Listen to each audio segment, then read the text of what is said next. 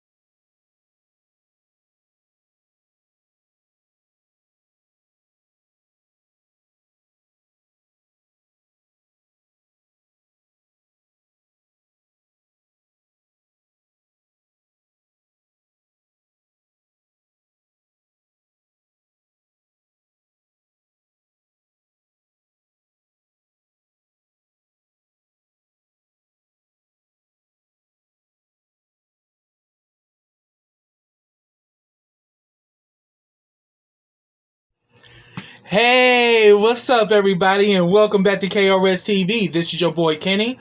Now remember, subscribe to my channel and click that bell so you can get notifications every time I drop a video. Also, follow all the information I have in the description box as well as the comment section. Also, like this video, comment on this video, and share this video. Now, before I get started, let me send a shout out to Metro Health DC.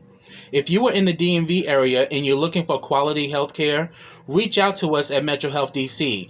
The number is in the description box in the comment section, as well as a form that you can fill out where you can choose what services you want with Metro Health DC, and someone from the outreach team will be in touch with you. So check out Metro Health DC. Also, let me send a shout out to GMHC, which is Gay Men's Health Collaborative. If you were in the DMV area and would like to get tested for HIV, reach out to the GMHC crew. Their information is also in the description box in the comment section. So reach out to the GMHC crew for a home testing kit for HIV. If you can have the kit mailed to you, or you can call and make a same-day appointment and come to the location to pick one up. And if you're interested in getting set up for PrEP, which is HIV prevention, reach out to the GMHC crew for that as well. Also, if you're a fan of your boy KRSTV and would like to become one of my Patreons, check out my Patreon today, which is called Black Diamonds, because in darkness, we still shine. For $5 a month, you get all of my YouTube content, as well as videos that are specifically for the Black Diamonds. And some of those videos will be shared on YouTube to give everyone an idea of what the Black Diamonds is all about. Also, check out my YouTube partner, BK World 2, which is the Black Netflix. You get shows like this one here, The Oval, as well as shows like RuPaul's Drag Race and The Black Ink Crew. So after you watch this review, click that link in my description box and comment section to check out BK World 2 today. Now, this is The Oval, Season 2, Episode 8, and the name of this episode is Don't Believe Your Eyes. This episode was crazy as hell, and I can't wait to talk about this. So let's begin. The episode picked up where it left off, where Kyle is literally putting on the gloves like he's about to fuck Lily up. Like he's literally, because Kyle has been wanting to kill Lily from day one, because Lily is the one thing standing in between him and Donald. But little does Kyle know with his dumb ass, Donald don't love his ass anyway. Donald sees Kyle as a little slut puppy. I mean, you saw him when he was doing the kiss, like, yeah, you want the keys? What you gonna do for him? Like, don't stop, get it. Like, bitch, you ain't nothing but a sex toy to Donald. Donald don't give a fuck about you. So they go back and forth, and, Kyle is like, I love him, and I will kill for him. So what were you doing? What's on your phone? Why were you going in his desk? And I'm like, bitch, it's her fucking house. She can go through whatever the fuck she want to go through in it. And besides, she's married. So they have a prenuptial agreement. And she says, I was looking for my marriage license as well as the prenup because I wanted to take it to my lawyer. So she's still adamant that she's going to divorce Donald. But little does she know that Donald is an evil bitch. And she may think he's soft, because Donald is, but Donald will do some crazy shit to keep that marriage going because it's all about his image. And that's all Donald is. Donald's an image. Outside of that image, you really see that he's very fragile, he's very insecure, and, you know, he's living this double life. So when Kyle think he gonna charge up on Lily, Lily goes into the desk and pulls out a gun, literally pulls it on his ass, and she says, if you come closer to me, Kyle, I swear I'ma light your ass up. And I was like, please shoot this son of a bitch, because I'm so sick of Kyle and his bullshit. But in a way, Kyle is misunderstood. Kyle is so in love that he is like literally lost his fucking mind. I mean, and he's doing this all for the love of a man that don't even love his ass back. So then he starts talking shit, you know, to Lily, talking about you're sad and you basic, your designs are trash, me and him be having pillow talk about you and of how sad and trifling you are. You only had sex with him 3 times, bitch. You know, I've been getting it every night and blah, blah, blah. And I'm like, boo-boo, you proud of that shit? You proud that you a slut for a nigga that don't love your ass? Really? You want an award for that? Because I don't think they hand out Oscars and Grammys for the shit that you doing, Kyle. So really, bitch, you just look pathetic as fuck right now. And it is what it is. And she pretty much says that if you come near me, I will blow your brains all over this fucking wall. And eventually we see that his ass leaves, but he done rigged the whole, he literally done scrambled the phone and everything, so she still can't call out or nothing. So that's the last time we saw Lily, but I have it on good authority. Lily's ass is not dead. But it took a while before we saw Cal actually leave. But while outside, we see Bobby and Max out there. Bobby is ready to go in and start blazing on Cal's ass because you know he's in love with Lily and he will do anything to protect her. And Max was kind of pissing me off because I understand where Max is coming from, but at the end of the day, that man loves that woman. And when you truly love somebody, you will do anything in your power to protect them. But Max is like, look, I want to take down that son of a bitch just like you, but we got to do this the right way, you know. And like, you know, they also see that their phones are scrambled as well. So they know damn well Cal did that shit because Cal's up to no good, which is really making Bobby like, I'm ready to go up in here and fuck him up. Because if he did anything to Lily, that's his motherfucking ass, which I totally get. And Max is all like, I want to do this the right way. I'm like, but she could be dead. But even though I have it on good authority, she's not. So then, back at the White House, we see Richard is back serving the first family, Victoria, Hunter, and Jason, and everything. And Victoria asks Richard, "Are you leaving?" He's like, "Yeah, I'm about to leave in a little bit." And then Victoria's like, "I think my husband would like to apologize to you." And like Hunter's like, "I didn't say anything like that." She's like, "Seriously, Hunter? You're not going to apologize to this man? You really want to think that you're too good to apologize to this poor black man?" I'm like, Victoria, you pushing it with your arrogant ass. And that damn Jason was in his phone and he was like, "Man, I don't care what you people do." I was like, Jason is over his parents at this point. Because he really sees how trash his parents really are. Which is why he's so fucking insane. Like, he gets that shit from the both of them. And pretty much she has to remind Hunter, Richard is a fixture here. He is loved and respected. You know, and he rescued your daughter.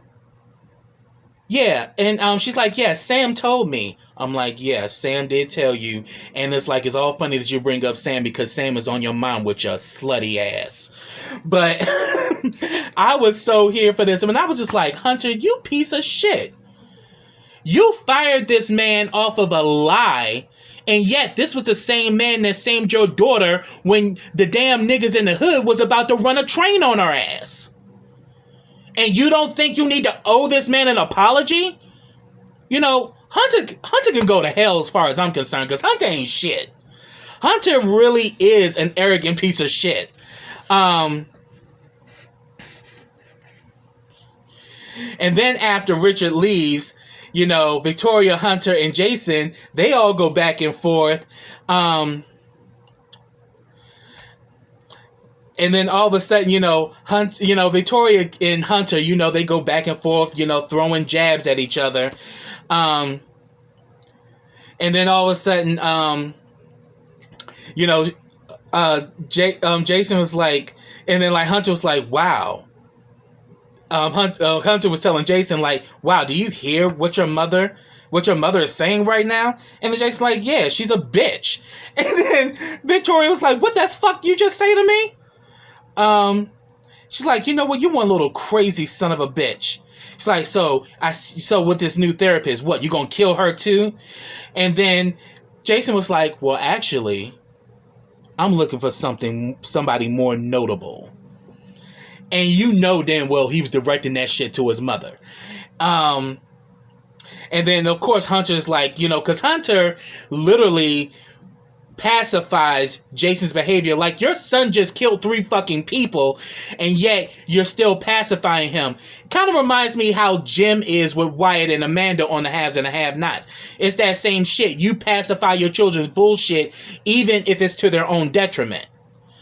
And then pretty much, you know, Jason charges at Victoria's like, where is Gail? And she says, the same place you're going if you don't stop your bullshit. And then, you know, and then like, of course, Hunter is still pacifying.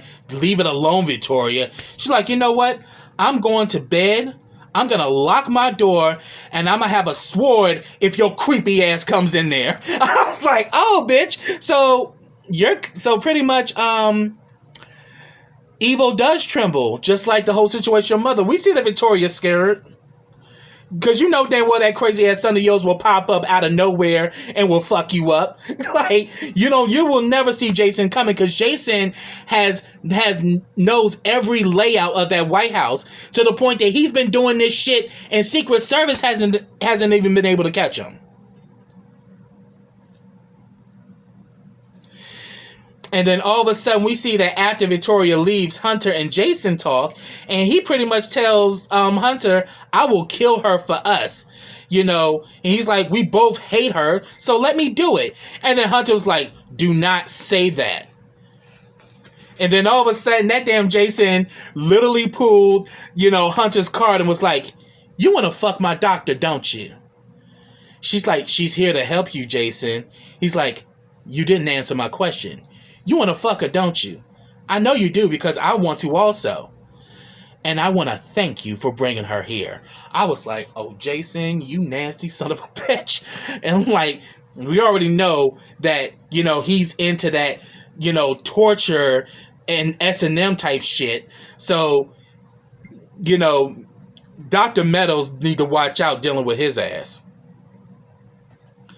So then we see that Hunter goes in the room with Victoria. He gets on the phone and calls Dr. Meadows, and after he's tossed to her, you know, he's pretty much talking to her, and like Victoria's like, yeah, I hope she, like, you know, she ain't gonna be able to help that little bastard. And then like Hunter was like, damn, Victoria, your mom just died. Why don't you go grieve or something? Shit. And we see that she over there moisturizing and everything and smiling. You know that bitch takes her moisturizing very seriously. You saw on the very first episode when she was moisturizing and Hunter was fucking with her. That's when she that's when she lost it and started whooping his ass. And, you know, don't fuck with her when she moisturizing, honey. She is just, it's like a ritual for her. Like, she's just, I'm like, damn, I've never seen somebody moisturize so serious before. With her, that shit is serious. You better not fuck with her when she's moisturizing her skin. And then while he's on the phone with Dr. Meadows, and because, you know, she had told Donald she wanted to meet with Hunter and Victoria. And she's like, oh, you mean you want to meet with me and the First Lady? Oh, yes, we would love to talk to you. And then Victoria had to say, like, you crazy son of a bitch. Do you realize that your damn son just killed 3 people? And she's like, yeah. And all of them you hated. And she's like, I didn't hate Jean. I didn't hate her. And then, like, Hunter was like, but in time you would have. And she says that, look, do you realize that what we have right now is a shit show, and what you need to do is get a new press secretary to get this shit under control. And then all of a sudden she was like, oh yeah, you talking about that little, and he's like, yeah, we already have a press secretary. She's like, oh, you mean that whore?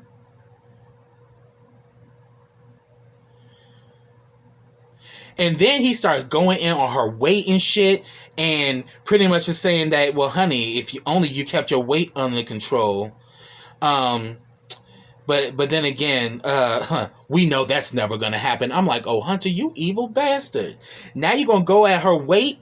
Like, Victoria is fit, honey, but he likes them small and petite, you know, like Ellie or whatever. And pretty much we know that damn Hunter has a slew of women that he screws. You know, he'll screw anything other than his wife.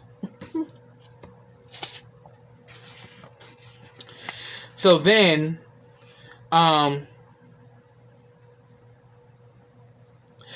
we have a situation with Richard and Priscilla. Richard knows that Priscilla is off her game.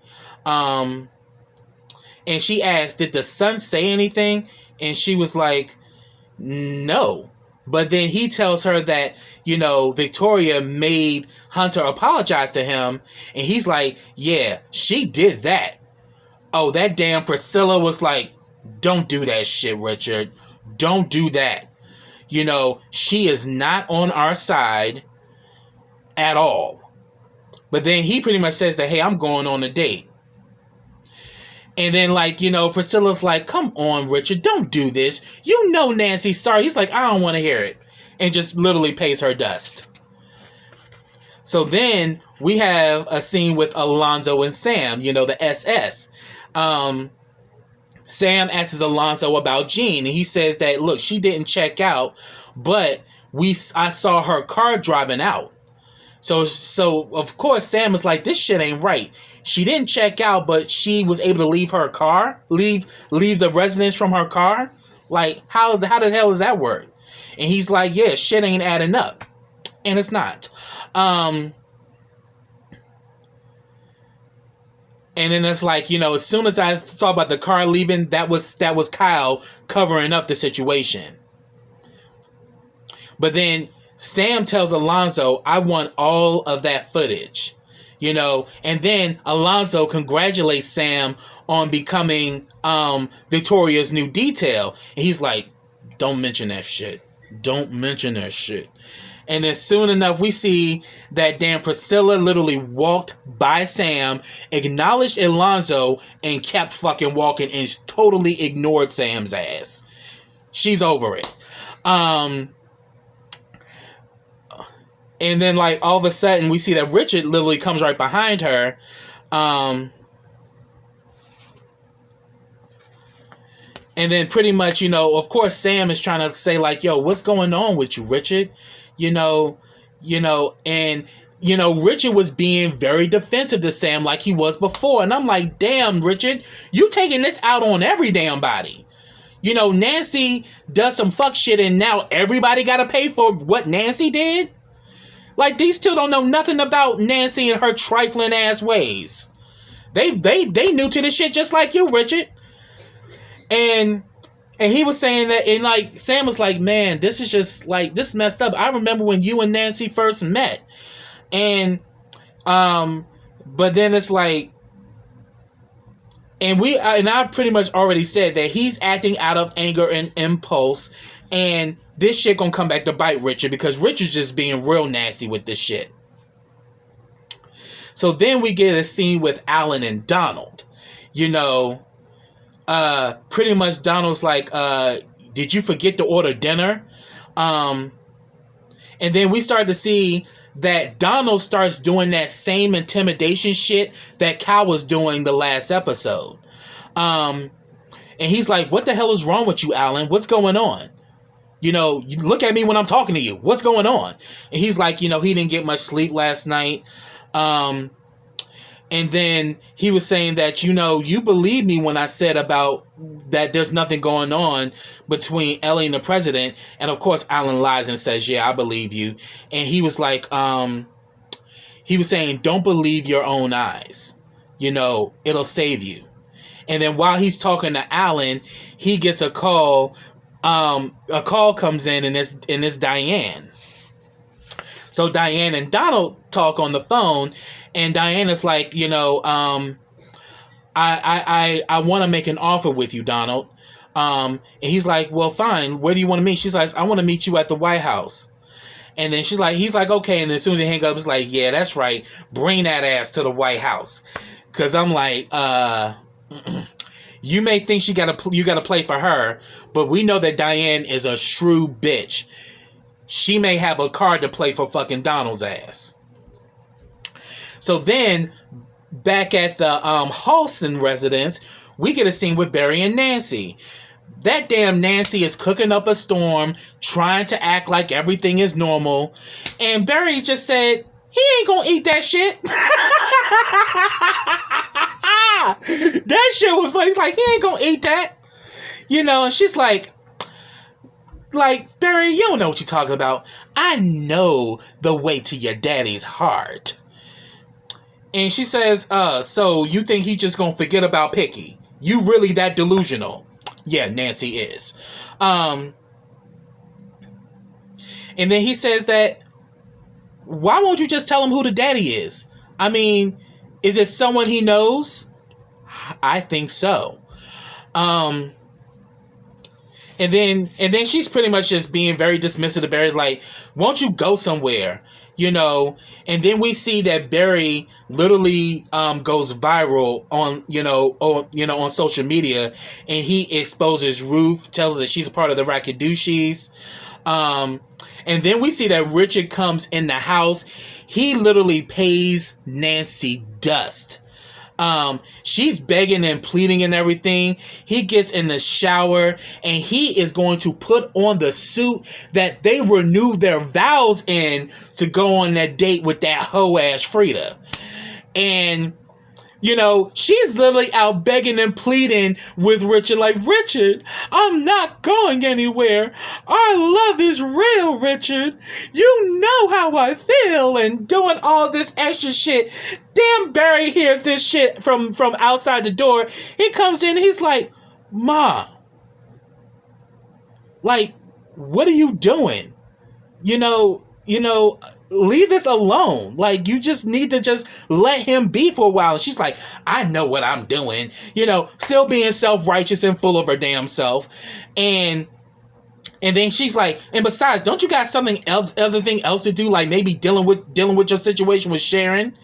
And she was like, yeah, Sharon and something else, like my missing daughter. I was like, you better get her ass in this. She got defensive, like, look, I am not doing this with you. I'm not.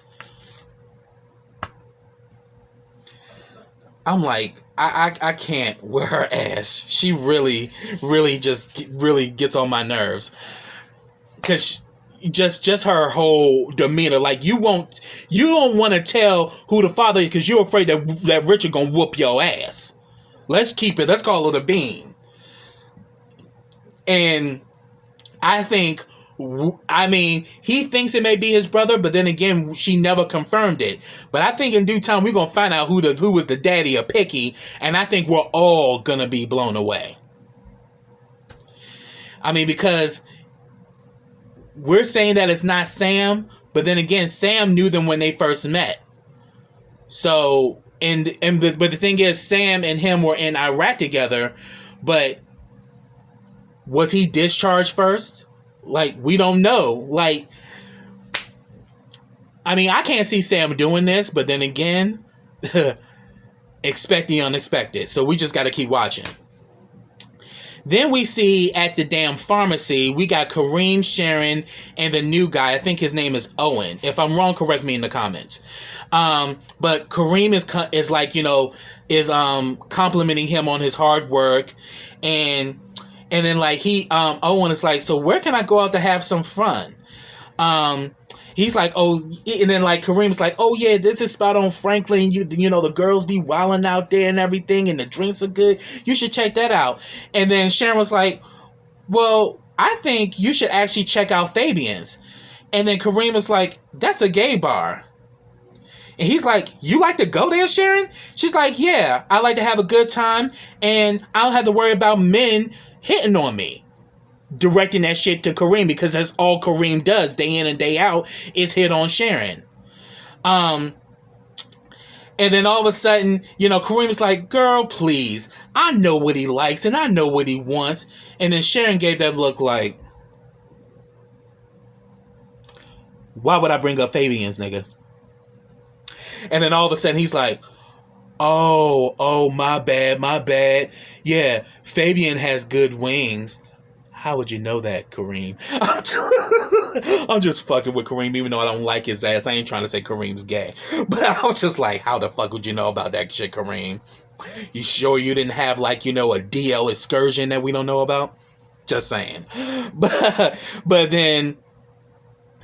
And so of course, Owen's like, so what you know about that, Sharon? She's like, child, I love the kids and they love me. And then we see that Sam shows up because she had already told him that she knew somebody because we found out that Owen worked in the same town where the Rakadushi's headquarters is. So she wanted him to talk to Sam to share that information so they can help find Callie. So the funny thing with Barry is that Barry's being all mean as shit to Sharon, but Sharon is one of the main people that's trying to connect the dots to help them find his daughter. So Sam shows up and Kareem with his simple bitch ass was just acting all funny and shit. And I'm like, why you acting all funny, Kareem, when Sam comes by? It's because maybe it's true of what Picky said about you, that you really running an illegal operation and that the pharmacy is just a front. I wonder. But then he's just out talking about, I don't like him and all this shit. He ain't do shit to you for you not to like him, bitch. That's why I say I can't stand Kareem's ass, because Kareem is so simple and such a arrogant son of a bitch. Like, I just can't stand him. But, he goes to talk to, I think the guy's name is Dale. It's not Owen. So, yeah. He talks to Dale about the Rakadushis. He's from Rockwell, Virginia, which is like 3 hours away from D.C. And pretty much, he says that, they have a compound that's off Route 122. And he says, I can give you the address to my old store because it's not that far from there. So then, he's like, then we see that Kareem and Sharon have a conversation. So then we see Kareem and Sharon have a conversation. He's like, why the hell is Sam in my pharmacy? And pretty much Sharon's like, he's here to help Barry. And then, he go Kareem with his old punk ass.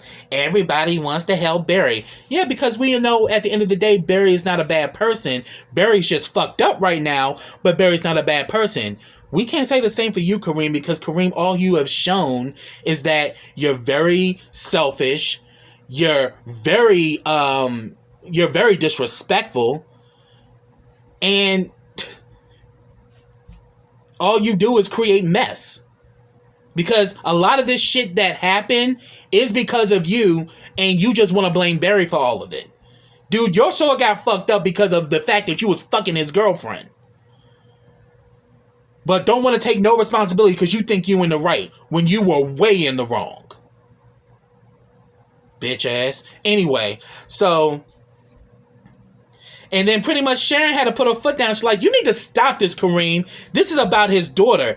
It's a kid. He's worried about her and so am I. I'm like, thank you, Sharon. Like, you making it about Barry when it's about a child. selfish as fuck. That's why I was saying, like, he's just so damn selfish.